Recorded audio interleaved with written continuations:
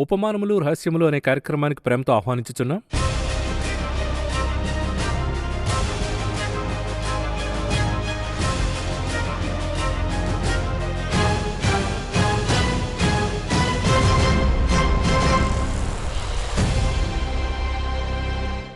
Let's welcome brother MD Jagan from heavenly ladder ministries. Brother, కార్యక్రమానికి స్వాగతం. ఉపమానములు రహస్యములు లూక్ చాప్టర్ 16లో Lazarus and the rich man. అదేంటంటే ఆ పారబుల్లే నిజంగా చాలా అద్భుతంగా ఉంది. చాలా విషయాలు తెలియజేశారు. ధనికులకు బైబిల్ వ్యతిరేకం కాదు, ధనాపేక్షకే వ్యతిరేకమని మనం చూసాం.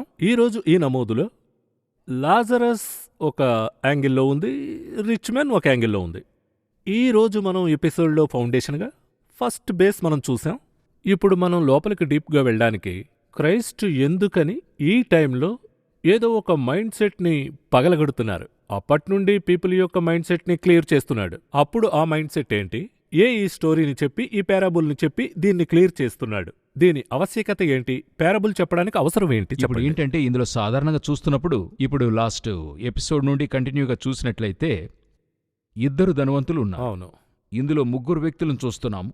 అబ్రహాం, ఆ ధనవంతుడు, లాజరు. ఈ మూడు క్యారెక్టర్స్ లో ధనవంతుడు, లాజరు గురించి చూస్తున్నాం. వీరిద్దరిని చూస్తున్నాం. బట్ వీరిద్దరికైనా సొల్యూషన్ ఎందుకు అనేటువంటిది అబ్రహాం చెప్తున్నాడు. కరెక్ట్. అబ్రహాంతో తెలియజేస్తున్నాడు, ఎందుకంటే అబ్రహాం ధనవంతుడు. రైట్.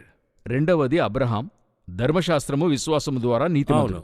అప్పుడు ధర్మశాస్త్రము విశ్వాసము ద్వారా అన్ని ఫాలో చేశాడనే ఉంది. అవును. ఇక్కడ ఈ ధనవంతుడు ఇతడెందుకు వెళ్ళలేదు? ఇప్పుడు ఇశ్రాయేలు జనుల ప్రకారంగా ఒక యవనస్తుడు యేసుక్రీస్తు దగ్గర రావడం మీరు చూస్తారు. సరైన ప్రశ్న వేస్తాడు. అవును. సిన్సియర్గా ఫాలో చేస్తాడు, సిన్సియర్గా ఉంటాడు. అతనితో యేసు మొదట చెప్తాడు, మొదటిగా ఆజ్ఞలను గైకోను అంటాడు. దానికి బదులుగా ఏం చెప్తాడంటే, అవును అవి అనుసరిస్తూనే ఉన్నాను, సిన్సియర్గా ఫాలో చేస్తాను. అలాగైతే ఆ ధనవంతుని దగ్గర ఉన్న సమస్య ఏంటి? ఆ ధనవంతుని దగ్గర ప్రాబ్లం ఏంటన్నప్పుడు తను అడిగింది నిత్య జీవం. సరే, ఇప్పుడు ఇలాగొచ్చేద్దాం. ఆ ధనవంతుడు వచ్చాడు కదండి, యవ్వనస్తుడు యేసు దగ్గరకు. అతను ధర్మశాస్త్ర ప్రకారంగా అన్ని కూడా కరెక్ట్ గా ఫాలో చేశాడు కదా. అప్పుడు ఆ డబ్బు అతనికి ఎవరిచ్చింది? దేవుడిచ్చాడు. దేవుడే ఇచ్చాడు కదా. నమ్మకమైన వానికి దీవెనలు మెండుగా కలుగును. అప్పుడు ఆయనే కదా ఇచ్చాడు ఆ స్థలంలో. సో ఆ స్థలంలో ఇస్తున్నప్పుడు అతని దగ్గర ఉన్నటువంటి మరొక ప్రాబ్లం. ఇప్పుడు అతను ధర్మశాస్త్ర ప్రకారంగా అన్ని పర్ఫెక్ట్. దశంభాగం ఇచ్చాడు, కానుకలిచ్చాడు, బలి చెల్లించాడు, తల్లిదండ్రులను సన్మానించాడు, అన్నీ చేశాడు, పర్ఫెక్ట్. ఇన్ని చేస్తున్న ఒక ధనవంతుడు. అందువల్ల దేవుడు అతన్ని ఆశీర్వదించాడు కూడా. ప్రశ్న చాలా మంచిది. అతను అడిగినటువంటి చాలా మంచి విషయం. అతను సెకండ్ స్టేజ్కి వెళ్తున్నాడు. అంటే నిత్య జీవం, క్రొత్త నిబంధనకు వస్తున్నాడు. నిత్య జీవము పాత నిబంధనలు దొరకకుండా ఉండింది. అందరూ పై పాతాళానికే వెళ్లారు. కరెక్ట్. తాను ఇప్పుడు అడిగేటువంటిది వచ్చి పరలోకము, నిత్య జీవము స్వతంత్రించుకోవడానికి డీప్ గా వెళ్తున్నాడు. సో అలాగైతే ఈ ధనవంతుడు ధర్మశాస్త్ర ప్రకారం ధనవంతుడుగా ఉండడం అనేది తప్పు కాదనేది స్పష్టంగా అర్థమవుతుంది. ఆ చోట అది స్పష్టమవుతుంది. అయితే ఏంటి డిఫరెన్స్? అబ్రహాంకి ఇతనికి ఏంటి డిఫరెన్స్ అన్నప్పుడు ఇక్కడ కంప్లీట్ గా పాయింట్లు చూడబోతున్నాం. అంటే ఏదో తెలియజేస్తున్నాడు. ఇశ్రాయేలీలకు మేము ధర్మశాస్త్రములో ఉన్నాం, మనమే సుపీరియర్సు, మనకంటే కూడా ఇక గొప్పవారు ఎవరూ లేరు అని వీరు సాధారణంగా మిగతావారు నాన్ ఇస్రాయేలైట్స్ వీరు వారిని అంతగా గొప్పగా అనుకోరు, లేక వారిని లెక్క చేయరు. మీరు అలా కొంచెం ఆలోచించండి. కానీ బైబిల్ ప్రకారం అది వేరే కాన్సెప్ట్ని చెప్తుంది. మీరు లిటరల్గా ఓల్డ్గా ఆలోచించండి. ఇప్పుడు ఇశ్రాయేల్ ప్రజలు యెరికోని జయించడానికి ఎంతో ముఖ్యమైన కారణం ఎవరని అడిగితే ఆ రాహబు ఒక కారణం. దేవుడు ఆమెను ఉపయోగించాడు. Turning point. ఇప్పుడు ఆ స్త్రీయే ఇద్దరు దూతల్ని కాపాడుతూ రిస్క్ తీసుకుని వారిని దాచి వారిని పంపుతూ ఆమె చెప్తుంది, ఆ దేవుడు మీకు చేసినది మేము అప్పుడే విన్నాము, మీ దేవుడు గొప్పవాడు అని అక్సెప్ట్ చేశారు. కన్ఫర్మేషన్. సరే, అంటే రాహాబ్ను వీరేం చేసి ఉండాలి? కాపాడాలి కదా. కాపాడారు కదా. కాపాడి ఎక్కడికి తీసుకురావాలి? లోపలికి, ఇశ్రాయేలునికి తేవాలి, తీసుకురావాలి. మీరు ఓల్డ్గా చూడండి. దీనికి స్పిరిచువల్ కారణం ఉంది, తర్వాత చెప్తాను. తెచ్చి ఎక్కడ ఉంచుకున్నారంటే పాలెము వెలుపల ఉంచారన్న. స్ట్రైట్ గా లోనికి తీసుకురాలేదు. సో అప్పుడే అక్కడ వారు అన్యజనులకు ఒక బ్యారిగేడ్ ఉంచుతున్నారు. ఎందుకంటే వారు అన్యులు, మేము ఇది అని. కానీ స్పిరిచువల్ గా చూస్తే వారిని ధర్మశాస్త్రంలోనికి తేవాలి, వారిని నియమంలోనికి తీసుకొచ్చి లోనికి తేవచ్చు. బట్ ఇప్పుడు మనం ఆ బ్యారిగేడ్ వేయలేదు. ఇప్పుడు మనం బ్యారిగేడ్ ఎలా ఉంచాం? చర్చ్కి ఎవరైనా రావచ్చు, పాపులు వస్తున్నారు, దేవుని ఎరుగని వారు వస్తున్నారు, మనందరం ప్రక్కనే కూర్చుని ఉన్నాం.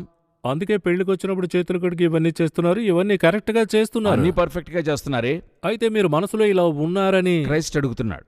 ఇప్పుడు మనం న్యూ టెస్టిమెంట్ చర్చ్లో ఆ బ్యారిగేడ్ లేదు, అందరూ వచ్చేసాం. అయితే మనం ఏం చెప్తున్నాం? కమ్యూనియన్ తీసుకోవడానికి, లేకపోతే మీరొచ్చి కొన్ని కార్యాలు చేయడానికి ఈ బాప్తిస్మము ఇటువంటి కార్యాలు మనం ఉంచాం. రైట్. ఇదొచ్చి బైబిల్ చెప్పేది. ఇదే వారు పాత నిబంధనలో రాహాబుకు వేరే విధంగా ఉంచారు. కరెక్ట్. అది చెప్పేది లిటరల్ గా లౌకిక ప్రకారంగా యూదుల మైండ్ సెట్ లో ఎవరిని. కానీ దేవుడు అలా కాదు. దేవుడేం చెప్తున్నాడంటే నీతో కలిసే అన్యునికి నీకు ఒకే నియమం కలిగి ఉండవు. ఈక్వలే. మీలో ఆ భేదాభిప్రాయం ఉండకూడదని అధిక శాత ఇశ్రాయేలీలకు ఆ భేదాభిప్రాయం ఉండింది. ఆ భేదాన్ని కొట్టివేయాలి. అదే చెప్తూ నువ్వు ఎంతో గొప్పదానివని అనుకోవద్దు, నువ్వు గొప్పగా ఉండి ధనవంతునిగా ఉండి పరలోకానికి వెళ్ళిపోతాననుకోవద్దు అని చెప్పవస్తున్నాడు. దానికి మరొకటి నువ్వు చేయవలసి ఉంది అని అంటున్నాడు. సరే, ఇప్పుడు ఈ ధనవంతుడు ఉన్నాడు. ఇక్కడున్న ధనవంతుని చూస్తున్నాం కదా. ఇతడెందుకు పాతాళానికి వెళ్ళాడు? ధనవంతునిగా ఉండడం వల్లనా అంటే లేదని తెలిసిపోయింది. ఎందుకంటే ధనవంతునిగా ఉండి పై పాతాళానికి వెళ్ళొచ్చని అబ్రహాము నిరూపించాడు. మీరు దాని గురించి బాగా వివరించారు. అయితే ఇతను పాతాళానికి వెళ్ళడానికి ఏంటి కారణం అని చూస్తే 2 రీజన్స్ ఉన్నాయి. అదే ఇప్పుడు మీ యొక్క వర్డ్ తెలిసిన విషయములు తెలియని కోణంలో. అప్పుడు అందులో 2 విషయాలు ఉన్నాయి. ఏంటి 2 విషయాలని గమనించినట్లయితే ఇక్కడ చూడండి, లూక్ 16 16వ అధ్యాయం. లాజరు అను ఒక దరిద్రుడుండెను. వాడు కురుపులతో నిండినవాడై ధనవంతుని ఇంటి వాకిట పడియుండి అతని బల్లమీద నుండి పడు రొట్టె ముక్కలతో ఆకలి తీర్చుకొన గోరెను. అంతేకాక కుక్కలు వచ్చి వాని కురుపులు నాకెను. బల్లమీద నుండి రొట్టె ముక్కంటే మనం బ్రెడ్ తింటున్నప్పుడు ఆ యొక్క తుంపులు పడుతుంటాయి. బిస్కెట్ తింటున్నప్పుడు మనం బిస్కెట్ తింటాం, కానీ కొంచెం కింద పడుతుంది. అవే తుంపుడు ముక్కలంటుంటాం. అది మాత్రం కాకుండా యూదులకు ఒక అలవాటు ఉంది. ఇప్పుడు మీరు తిని చేయి ఎక్కడ తుడుచుకుంటారు? అది ఒక టవలేదో మనకిక్కడ. మరి అబ్రాడ్కి వెళ్తే టిష్యూ పేపర్ కదండి. యూదులు తమ చేతులు తుడుచుకోవడానికి టిష్యూలాగా గోధుమతో చేసి పెట్టుకుని ఉంటారు. గుడ్డలాగా మెత్తగా ఉంటుంది. గుడ్డ ఉంటుంది, కానీ ఆ తిండి పదార్థంతోనే చేసుకుని వారు తుడుచుకుంటారు. తుడిచి అలా పడేస్తారు. అది కూడా తినేది యాక్చువల్గా. తినే పదార్థమే అది. అది అందులో కొరకే చేసుకుని ఉంటారు. మిగిలిపోయిన గోధుమ పిండి ఉంది కదండి, దానితో అలా చేసి గుడ్డలాగా ఉంచుతారు. దానితో తుడిచి పడవేస్తూ ఉంటారు. వాటినే ముక్కలని చెప్తారు. తిని పారవేసేటువంటిది అది కన్స్యూమర్ చేయొచ్చు. అది తినచ్చు. వాటిని పెద్దగా పట్టించాలు. దానిమీద ఆశపడ్డాడు. అవును, అది దొరికినా చాలు, ఆ బల్ల మీద నుండి ఏదైనా క్రింద పడదా అని చెప్పి ఒక స్త్రీ యేసు దగ్గర అడుగుతుంది. మీకు జ్ఞాపకం ఉందా? బల్ల మీద నుండి పడు ముక్కలు కుక్క పిల్లలు కూడా తినను కదా. అదొక విధంగా అప్పుడు ఇతడు ఏ రేంజ్ లో ఉండుంటాడు? అది కుక్కపిల్ల రేంజ్ లో ఉన్నాడు. అక్కడ కూర్చుని ఏదైనా మీద పడదా? అవును. ఇతడెందుకు అతనికి ఇవ్వలా? ఇతడు ఇంతటినీ తిన్నాడు కదా. సరే, ఒక పీస్ ఆఫ్ బ్రెడ్ అతనికి ఇస్తే ఏమవుతుంది? This is his first mistake. వాక్యం చెప్తుంది అతడు ఎంతో ఆశపడ్డాడు. ఏదైనా దొరుకుతుందా? ఇతనివ్వలేదు. బైబిల్ ద డే 1 నుండి రెవల్యూషన్ వరకును దేవుడు ఎంతో కష్టపడుతున్నా లేక నరకానికి వెళ్తున్న వారి లిస్టులో దేవుడుంచిన ఒక గ్రూప్ ఎవరంటే దరిద్రులకు సహాయపడని వారు. ఇప్పుడు నేను ఎక్కడి నుండి చెప్తున్నానంటే, సొదోమును దేవుడెందుకు నాశనం చేశారనుకుంటున్నారు? అందరికీ తెలిసిన విషయం ఏంటి? సొదోమును నాశనం చేశాడు. చాలా పాపంలో ఉన్నారు. ఒక విధమైన ఒక ఎక్స్ట్రీమ్ మోరల్ లైఫ్, ఎక్స్ట్రీమ్ అని చెప్పి మనం చూస్తున్నాం కదండి. యాక్చువల్గా అది మాత్రం కాదు, వారి యొద్ద మరొక పాపం ఉందని బైబిల్ చెప్తుంది. అది మీరెక్కడ చూడొచ్చంటే యెహెజ్కేలు 16లో మీరు చదువుతున్నప్పుడు వారిలో ఎటువంటి పాపం ఉండింది అన్నందులకు ఒక ప్రూఫ్ ఇస్తున్నాడు దేవుడు. ఎజెకియల్ ప్రాఫిట్ చెప్తున్నాడు. యెహెజ్కేలు ప్రవక్తతో చెప్తున్నాడు. యెహెజ్కేలు 16:49. నీ చెల్లెలైన సొదోము చేసిన దోషమేదనగా దానికిని దాని కుమార్తెలకును కలిగిన గర్వమును, ఆహార సమృద్ధియు నిర్విచారమైన సుఖస్థితియు అనున్నదియే. అది దీనులకును దరిద్రులకును సహాయము చేయకుండెను అని ఉంది. అయితే ఇతరులను గురించి వీరు కేరే చేయలేదు, కానీ వారి దగ్గర ఆహార సమృద్ధి ఉండేది. ఎక్సెస్ ఫలభరితమైన ఊరు. అవును, ఆహార సమృద్ధి అలాగుండింది. అయితే వారేం చేయలేదు, దీనులకు దరిద్రులకు ఇవ్వలేదు. సో ఎజెకియల్ ప్రాఫిట్ ఇక్కడ తెలియజేస్తున్నాడు. ఇర్మియా 22లో వారు ఇటువంటి ఒక విషయాన్ని చేసినట్టుగా ఉంటుంది. ఇర్మియా 22:15, 15:16 చదువుకుందాం. నీవు అతిశయపడి దేవదారు పలకల గృహమును కట్టించుకొనుట చేత రాజవగుదువా? నీ తండ్రి అన్నపానములు కలిగి నీతి న్యాయములననుసరించుచు క్షేమముగా ఉండలేదా? అతడు దీనులకును దరిద్రులకును న్యాయము తీర్చుచు సుఖముగా బ్రతికెను. అలాగున చేయుటే నన్ను తెలుసుకొనుట కాదా? ఇదే యెహోవా వాక్కు. దీనులకు దరిద్రులకు ఇవ్వడమనేదే సుఖముగా బ్రతకడానికి దారి అంటున్నాడు. ఈరోజు సొదోము చేసిన పాపమేంటని అడిగితే దరిద్రులకు ఇవ్వకపోవడమే. అదే ఈ ధనవంతుని దగ్గర ఉన్న సమస్య. ఇతని దగ్గరున్న సమస్య ఏంటని అడిగితే, ఇతడు ధనవంతుడైనందుకు ప్రాబ్లం కాదు, ఇతడు బాగా తినడం సమస్య కాదు, ఇతడు తినేప్పుడు అతనితో ఒక పేదవాడు కూర్చుని చూస్తున్నాడు గదా, ఆ ముక్కలో ముక్కలైనా గాని ఇవ్వకుండా ఉన్నాడు గదా, అదే పాపం. ఇది నేను మీకు చెప్పేప్పుడు మన కాలంలో జరిగిన ఒక సంభవం గుర్తుకొస్తుంది. ఒక పాశ్చాత్య దేశంలో ఒక సంభవం జరిగింది కొన్ని సంవత్సరాలకు ముందుగా. నేను చెప్పేది ఒక 10-15 సంవత్సరాలకు ముందు జరిగిన సంభవం. ఎక్సెస్ గోధుమ పండింది. అది వారేం చేశారో తెలుసా? తీసుకెళ్లి సముద్రంలో పడేశారు. ఏంటి కారణమంటే, అది వారొచ్చి ఏదైనా ఒక పేద దేశానికి షిప్లో పంపిస్తే షిప్కు ఎక్కువ ఖర్చు అవుతుంది, వారికది సమస్య అవుతుంది. మరొక ప్రక్క ఆ పేద దేశాన్ని వీరు అలా పైకి తీసుకురావాలనుకోలేదు. తీసుకెళ్లి వాటిని ఏం చేశారంటే, ఆ గోధుమంతటినీ, నాకు తెలిసి ఇఫ్ ఐఎమ్ రైట్, అలాగుంటే 3000 టన్నులు గోధుమను సముద్రంలో పడేశారు. ఇప్పుడు ఆ దేశ పరిస్థితిని చూస్తున్నాం. ఆ దేశము కరువులో ఉంది. ప్రజలు ఆహార కొరత లిస్టులో ఎంతో ముఖ్యమైన స్థాయిలో ఉంది ఇప్పుడు. ఎటువంటి దేశమైనా కానివ్వండి. మరి దేవుడు లెక్క చూడకుండా ఉండడు. నీ దగ్గర దేవుడు ఎందుకు అధికంగా ఇస్తున్నాడు? అదే రీజన్. ఎందుకు నిన్ను ధనవంతుని చేస్తున్నాడు? నీవు ధనవంతుడై ఉండడానికి కాదు, మన చుట్టూ ఉన్న కొంతమందిని పోషించడానికి. మీరు చూడండి, ఒక ఊర్లో నీరు సరఫరా చేయాలంటే మనం ఏం చేస్తాం? ఒక పెద్ద ట్యాంక్ కడతాం. ఎందుకు మనం ట్యాంక్ కడుతున్నాం? అందులో చేర్చి పెట్టడానికి కాదు, అందులో నిలువుంచితే ఆ ఊరంతటికి డిస్ట్రిబ్యూట్ చేస్తారు అందరికి. అవునండి, అందులో కొరకే దేవుడు మీకు డబ్బు ఇస్తున్నాడు, మీకు ఐశ్వర్యం ఇస్తున్నాడు. నేనేం చేస్తున్నాను? నేను, నా 2 పిల్లలు, అధిగమిస్తే 3, 4, 10 మంది పిల్లలు. ఇంతటితో నా యొక్క డిస్ట్రిబ్యూషన్ ఆపివేశాను. మిగిలిన ధనం ఏం చేస్తున్నాం? నా అకౌంట్లో 50 లక్షలు ఉందంటే నాకు ఒక సంతోషం. నా బీరువాలో ఇన్ని ఎకరాల భూమి ఉందనేది నాకు సంతోషం, డాక్యుమెంట్స్.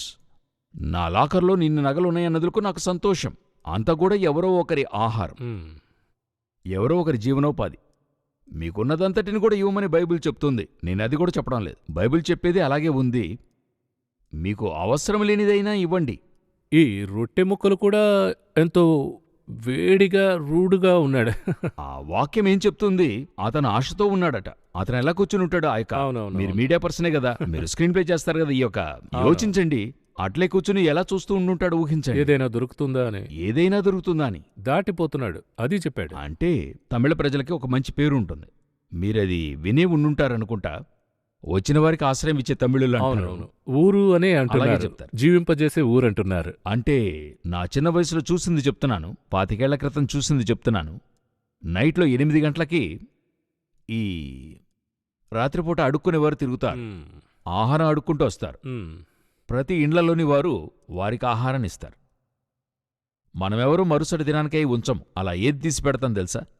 నాకు తెలిసి మిగిలిపోయిన అన్నం మాత్రం ఉంచుతారు, అందులో నీళ్లు పోసి ఉంచుతారు. ఏంటంటే అది ఉదయం కాస్త పూడ్చుకోవడానికి. హెల్తీ ఫుడ్ అని చెప్తారు. అది మిగతాది ఏది కూడా ఉంచరు, నైట్ ఇచ్చేస్తారు. ఎప్పుడైతే ఈ ఫ్రిడ్జ్ అనేది వచ్చిందో, స్టోరేజ్, ఆ సెల్ఫిష్ యొక్క పూర్తి ఆకారమే ఆ ఫ్రిడ్జ్. కొంచెం మిగిలిన ఆహారాన్ని కూడా ఎవరికి ఇవ్వడానికి మనసు రాదు, అట్లే ఫ్రిడ్జ్లో పెట్టేస్తాం కదా. ఎవరికి ఇవ్వడానికి మనసు రాలేదే. అప్పుడు ఆ ఊర్లో ఉన్నటువంటి దరిద్రుడు ఏం చేస్తాడు? అతనికోసమే కదా ఆ ఎక్స్ట్రా అనేది ఇక్కడ ఇచ్చిపెట్టాడు. పలు సమయాల్లో ఇదియే మనం నరకానికి వెళ్ళడానికే కారణం. ఏంటంటే నరకానికి దారితీస్తుందా అని అడిగితే యేసు ఒక దగ్గర డైరెక్ట్గా చెప్తున్నాడు, నేను ఆకలి కొని ఉండేను, మీరు నాకు ఆహారం ఇవ్వలేదు. అదేలాగా ఒక గ్లాసు మంచినీళ్ళిచ్చినా లెక్క పెడతా. లెక్క ఉంచుకున్నాను. నా ఫ్రెండ్ ఒకడున్నాడు, బిజినెస్ చేస్తున్నాడు. అతని బిజినెస్ వచ్చి దేవుడు ఆశీర్వదిస్తున్నాడు, అది పెరుగుతూ ఉంది.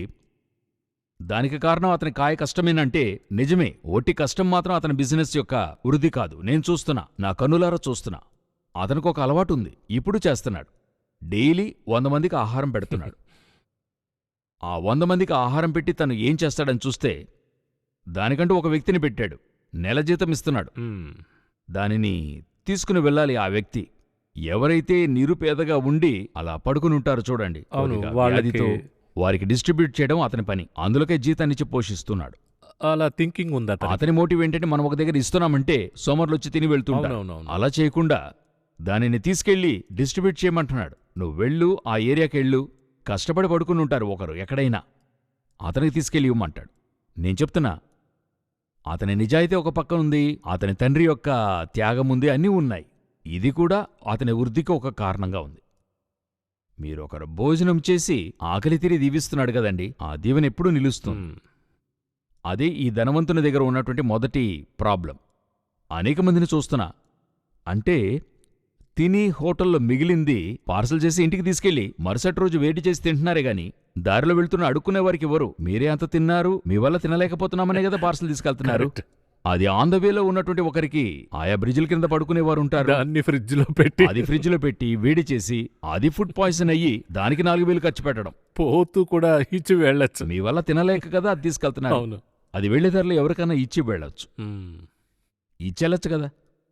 పిల్లలకి మీరు పార్సల్ తీసుకెళ్లొద్దని చెప్పలా. ఇదే ఈరోజు మనం ఎంత సెల్ఫిష్ అయిపోయాం. అదే మదర్ తెరిసా అనుకున్నప్పుడు చాలా ఆశ్చర్యపోతాను. ఆమె జీవితాన్నే దాని గురించి సమర్పించారు. ఎంత సాక్రిఫైస్ Sorry చేశారు. to say, ఆ స్థాయికి మనం లేదు, వెళ్ళలేదు. వారి థింకింగ్ చెప్తున్నాను. అంతలా అవన్నీ ఎంత ఎక్స్ట్రీమ్ ఎంతో. లెవెల్లో మన వల్ల కుదరలేదు. నేనేం చెప్తున్నా, మీ దగ్గరున్న దాంట్లో ఒక్క ప్యాకెట్ చిన్న విషయం. మిగిలింది, అది కూడా ఇవ్వడానికి మనసు రావడం లేదు. ఈ ధనవంతుని దగ్గర మిగిలిపోయిందే ఎదురు చూశాడు. ఏదైనా దొరుకుతుందా, ఇదే ఫస్ట్ ఈ ధనవంతుని దగ్గర ఉన్న ప్రాబ్లం. రెండవది, ఇతని దగ్గర ఉన్నటువంటి మరొక సమస్య. అదే ఇతను నరకానికి వెళ్ళడానికి మరొక కారణం. మొదటి ప్రాబ్లమే వినడానికి ఒకలా ఉంది. ఇంక రెండవది అతని దగ్గరున్న మరొక విషయం వాక్యంలో చూస్తున్నాం. తండ్రి, ఇక్కడ ఎంతో వేడిమి, ఇక్కడ అసలు నీళ్లు కూడా లేవు, అవును. లాజర్తో నీళ్లు పంపమంటున్నాడు. తను చెప్తున్నాడు అక్కడ మహాగాలం అవును, ఉంది, మేము ఉంటుంది. అక్కడికి రాలేము, ఇవన్నీ చెప్తున్నాడు. చెప్పి ముగించి అతను ఒక మాట అడుగుతున్నాడు. సరి, ఇప్పుడు ఇతనికొచ్చి మనసులో గాస్పల్ కలుగుతుంది. ఇతను చెప్తున్నాడు 27వ వచనం, అప్పుడు అతడు, తండ్రి, అలాగైతే నాకు 5 సహోదరులున్నారు, వారును ఈ వేదనకరమైన స్థలమునకు రాకుండా వారికి సాక్ష్యమిచ్చుటకై నా తండ్రి ఇంటికి వాని పంపవలెనని నిన్ను వేడుకొనుచున్నానెను. ఇప్పుడు ఇతను అడుగుతున్నాడు, మంచిగా యోచిస్తున్నాడు ధనవంతుడు. అక్కడొస్తుంది, ఇక్కడ రాదు, ఇక్కడ, అక్కడ అవును, అనేక మందికి అక్కడొస్తుంది. నేను ఎప్పుడు చెప్తా, మంచి స్థితిలో యేసును అంగీకరించమంటే ఎవరు అంగీకరించడం లేదు. ఏదైనా సమస్య వచ్చి తలెత్తినప్పుడు అప్పుడు ఫోన్ చేయడం జరుగుతుంది. బ్రదర్, మేము అప్పుడే వినకుండా పోయాం, మంచిగానే కదా అండి చెప్పాం, అప్పుడే అంగీకరించుండొచ్చు కదా. అప్పుడు ఈ ధనవంతునికి అక్కడ జ్ఞానోదయం కలుగుతుంది. తనేం చెప్తున్నాడు, ఆ 5 మధ్యకి ఇతని కొంచెం పంపుతారా, వారినైనా కాపాడండి, వారైనా రక్షించబడి ఇక్కడికి రాకుండా బాగుంటుంది. ఇది యావరేజ్గా అందరికి ఉండేటువంటి ఆలోచనే. కొన్నిసార్లు చెప్తారు చూడండి, నాకొచ్చిన సమస్య విరోధికి కూడా రాకూడదండి, Correct. అలా చెప్తారు. ఇతనికి తన సొంత సహోదరులు రాకూడదని చెప్తున్నాడు. ఇప్పుడు ఏం జరుగుతుంది, వెళ్ళలేమనేది అబ్రహాం చెప్తున్నాడు, అదే ఫ్యాక్ట్. వాక్యం ప్రకారం మనుషులు ఒకసారి మృతి పొందాలని నియమింపబడెను, ఆ తర్వాత తీర్పు జరుగును. వన్స్ మనిషి చనిపోతే తిరిగి భూమికి తిరిగి రాడు. ఏ కారణం చేత ఈ సమూయేలు విషయంలో చెప్తుంటారు, సమూయేలు లేచి వచ్చాడు, కాని వచ్చింది అతను కాదు. దానికి అనేక ఆధారాలు, ప్రూఫ్లున్నాయి. అది వచ్చింది సమూయేలు కాదు. సో ఈ స్థలంలో వచ్చి ఈయన అబ్రహాం చెప్తున్నాడు, అలా వెళ్లడం కుదరదు. సరి, వారు రాకుండా ఉండడానికి అవకాశం ఉంది. ఏ అవకాశం? వారికి మోషేయు ప్రవక్తలు ఉన్నారు. ఈ స్థలంలో చెప్తున్నాడు. అందుకు అబ్రహాం, వర్స్ 29, వారి యొద్ద మోషేయు ప్రవక్తలను ఉన్నారు, వారి మాటలు వినవలెను. మోషే అంటే ధర్మశాస్త్రం. ధర్మశాస్త్రము లా ఉంది, అక్కడ ఇశ్రాయేలీయులకు చెప్తున్నాడు. లా ఉంది ప్లస్ ప్రాఫిట్స్ ఉన్నారు, వారు చెప్పినటువంటి మాట విన్నట్టయితే వారిక్కడికి రారు అని చెప్తున్నాడు. ఇతనేం చెప్పుండాలి, అలాగని విని ఉండాలి. దానికి మరొకటి, ఇదే ఇతను నరకానికి రావడానికి మరొక లిస్ట్, మెయిన్ విషయం. అతడు తండ్రివైన అబ్రహామా, అలాగూ అనవద్దు. 30వ వచనంలో చూస్తున్నాం, మృతులలో నుండి ఒకడు వారి యొద్దకు వెళ్ళిన ఎడల వారు మారు మనసు పొందుదరని చెప్పాను. అంటే దాని అర్థమేంటి, ఇతనికి గాస్పెల్ తెలిసి ఉంది. ఈ స్థలానికి రాకుండా ఉండడానికి ఇతనికి ధర్మశాస్త్రం తెలుసు, ఇతనికి ప్రవక్తలను గురించి తెలుసు. కాని ఇతని మైండ్ ఏంటంటే, అలా కా తండ్రి, ఆ వాక్యమంతా వదిలేయండి. ఏదైనా ఒక వ్యక్తి మిరాకిల్గా వెళ్ళి చెప్తే, సూపర్ న్యాచురల్గా ఒకటి జరిగితే వారు అంగీకరిస్తారు. ఇతని యొక్క మైండ్ సెట్ ఇదే. అంటే వీరెవరు కూడా వాక్యానికి విధేయులు కారు. ఆనాటికి ఇతనికి తెలిసి ఉంది, అందువల్ల ఇతను చెప్తున్నాడు, అలా కాదు, అవని వదిలేయండి. ఇప్పుడు బైబిల్ ప్రకారం అది వదిలేయండి, ప్రార్థించండి, అది వదిలేయండి, పరలోకానికి అది వదిలేయండి. తర్వాత ఎలాగైనా మనల్ని యథేచ్ఛగా దేవుడు మనల్ని పరలోకానికి తీసుకెళ్ళడా? ఎలా తీసుకెళ్తాడు? ఇన్ఫాక్ట్ దీనికి ముందున్న వచనంలో, చాప్టర్లో ఒక బ్లైండ్ మ్యాన్ కి హీల్ చేస్తున్నారు.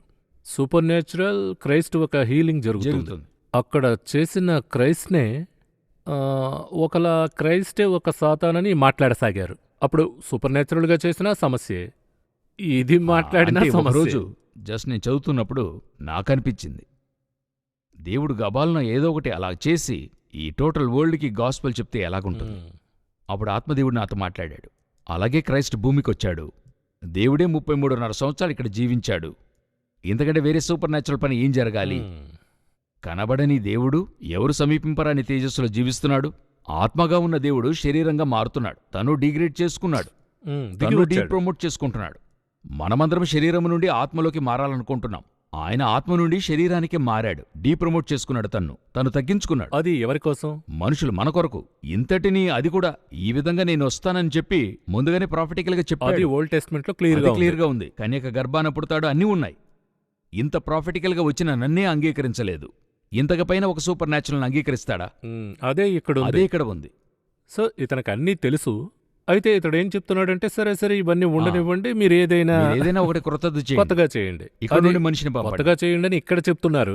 అక్కడికి వెళ్ళి చెప్తున్నారు, పాతాళంలో అక్కడికి వెళ్ళి కొత్తదిగా చేయండి అంటున్నారు. ఇక్కడ నుండి ఒక మనిషిని పంపండి, ఇక్కడ నుండి పంపలేమన్నది మరొక విషయం.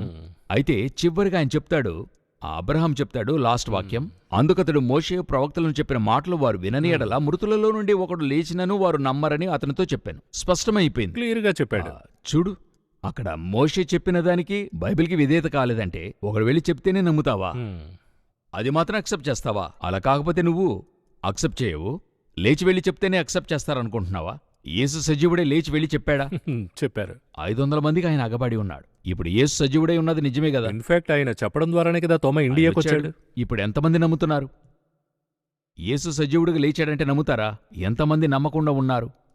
అంటే దేవుడు ఏది చేసినా నమ్మని ఒక గ్రూప్ ఉంది. మీరు సూపర్ న్యాచురల్ గా చేసినా సరి, మిరాకిల్ చేసినా సరి, అది క్రిటిసైజ్ చేసేవారే ఉన్నారు. అయితే పరలోకానికి వెళ్ళడానికి ఒకే మార్గముంది, మోషేకి ప్రవక్తలకును. అంటే నీ బైబిల్కిని చెప్పబడిన వాక్యానికి విధేయులై ఉండాలి. నీకిచ్చిన నిబంధన అక్కడ ధర్మశాస్త్రం, ఇక్కడ స్వాతంత్ర నియమం. ఈ నిబంధనకు విధేయులు కాకుండా నువ్వెంతటి గొప్ప ధనవంతునిగా ఉన్నా సరి, లేదా ఎంత గొప్ప పేదవాడైనా సరి, కరెక్ట్, ఎగ్జాక్ట్లీ. పేదవాడిగా ఉండడం వల్ల నేను పరలోకానికి వెళ్తాననేది క్వాలిఫికేషన్ కాదు. అది కూడా రెండు ఉన్నాయి. చూడండి, భూమిలో ఎంతో కష్టపడ్డా, అందువల్ల పరలోకం కాదు, భూమిలో కష్టపడ్డావు. అయితే నువ్వు నీ యొక్క దేవునికి విశ్వాసం ఉండేవా? నీ దీనస్థితిలో నేనెప్పుడు చెప్తాను, ధనవంతుడైన దేవునికి నిజాయితీగా ఉంటాడో లేదో, కాని పేదవాడు దేవునికి నిజాయితీగా ఉంటాడు. ఎందుకంటే వేరే దారి లేదు, ఆప్షన్ లేదు. ఒకే ఆప్షన్, క్రైస్ట్. అందువల్ల బైబిల్ చక్కగా ఉంటది. గురుడివారు చూపు పొందుతున్నారు, కుంటివారు నడుస్తున్నారు, చెవిటివారు వింటున్నారు, బీదలకు సువార్త ప్రకటింపబడుచున్నది. బీదలకు డబ్బు ఇవ్వబడుతుందని బైబిల్లో లేదు. సువార్త ప్రకటించడం దాని అర్థమేంటంటే, వాని దారిద్ర్యత తీరిపోవడానికి గాస్పలే ఒకే రీజన్, ఒకే దారి. ఒక గురుడివాని దగ్గర యేసయ్య అడుగుతున్నాడు కదా, బర్తిమేయు దగ్గర అడుగుతున్నాడు కదా, అతని దగ్గరికి వెళ్ళి ఎందుకు అలా అడిగాడు? అడగాలని అవసరమే లేదు, ఆయన అడుగుతున్నాడు. నీ ఆప్షన్ ఏంటి? నీ ఆప్షన్ క్రైస్టా, లేక నీ ఆప్షన్ డబ్బా? ఈరోజు అనేక పేదలకు డబ్బే. అవును. ఇప్పుడు మీరు అనేక చోట్ల రోడ్లో డబ్బు అడుక్కుంటుంటారు.